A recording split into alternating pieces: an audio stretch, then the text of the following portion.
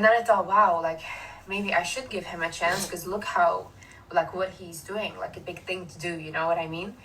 And it's not even that I cared about the money. I don't, because I gave all that money to my fans on Instagram. It's not about the money. It was more like, oh wow, like he does this big thing.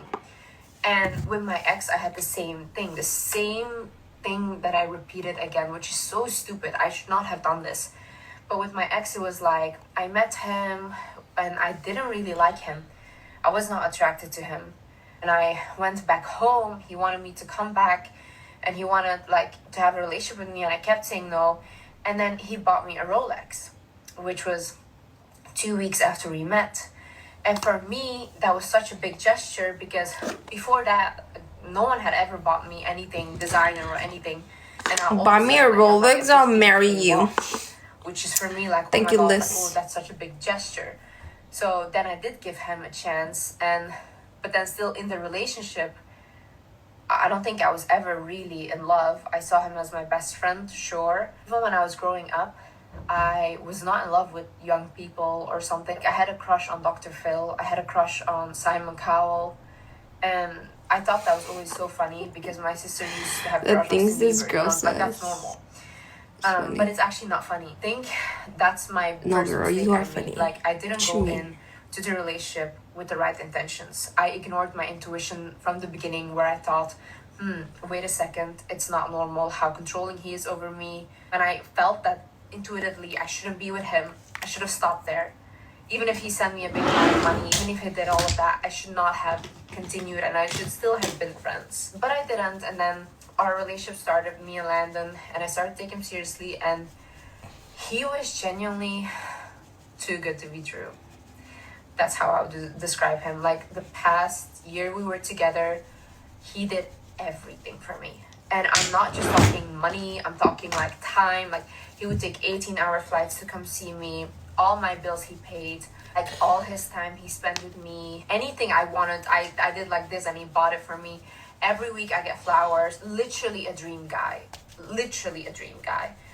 And I just sometimes the dream guys are the worst. True. I would constantly think that, but then at the same time, because they already know. My problem is I constantly think something feels off. And then you want to blame yourself because I come from a very traumatized childhood. So if I feel that something is off, I blame it on my trauma.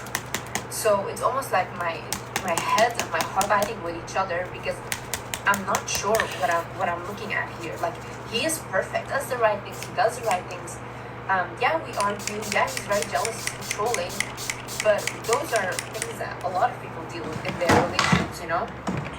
There's nothing going on. And also with the cheating, like, oh my God, he never left my side. Never, ever, ever. Like even if I would push him to go to the US, go see your family, he would go for 2 days and I'm getting cool. His phone was always open. I knew his password, he knew my password. We had one phone that was connected. So his messages, his FaceTime, everything would get received on that phone and mine too. So we were really up in each other's business. He had my location, I had his location the whole year. So it's so weird. Men are sneaky. Literally spending all of his money on me. And the same with my ex. Like my ex spent almost all of his money on me, so much that he got into debt. To me, it's so weird that these guys will go to such lengths and they end up doing something so weird. And with Landon, it's not even like that he wanted out of the relationship. I told him throughout our relationship, Landon, if you ever feel like you want to leave this relationship, I'm more than happy you can leave, but just don't betray me. I would constantly tell him that, don't betray me. I don't want to be betrayed. I would much rather have you tell me I don't want you or whatever and leave. He said, yeah, of course. But obviously we saw what happened. And even after that happened, like, genuinely still wants to be together. He wants to be with me. He wants to have our family. And he told me, like, listen, I never wanted to leave you. That's not the thing why I did it.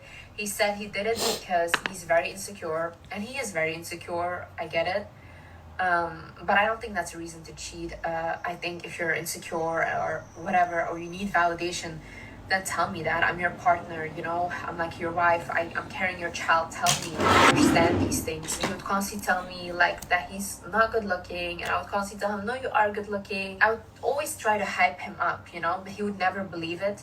And Landon also comes from a childhood where he was abandoned or he didn't get enough love from his parents. And I feel like when men grow up with not enough love from their parents, or for example from their mom, like my ex had that, and then Landon, they love the chase, you know. That's the thing, these type of men will love to chase you, but they don't love it when they have you, or they don't appreciate it when they have you. So I think when Landon like first got with me, the fact that he could do all these things and like buy me things and like win me over, and then eventually when I come to a point where I'm even like, can you stop buying me stuff because it's like a little bit excessive, he would like kind of get turned off by me. It's almost like, you know how they want someone to be constantly mean